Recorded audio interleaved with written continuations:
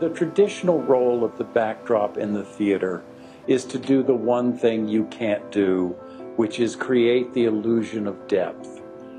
And that's the brilliance of a well-painted backdrop. That's what we get asked to do. Scenic Arts Studios is a professional scene painting company. We primarily paint scenery for the Broadway stage, specializing in backdrops.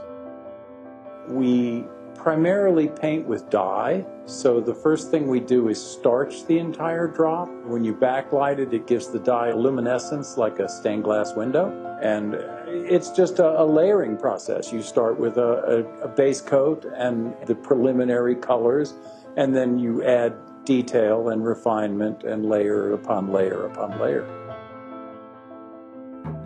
We do a lot of musicals. Of the 42 shows on Broadway, we are represented in like 37 of them. For us, it's all about the designer. Sant'Aguasto is the designer for Carousel, and he has a very unique style. Our job is to try and put his images on the stage as faithfully as we possibly can. And that represents the biggest challenge.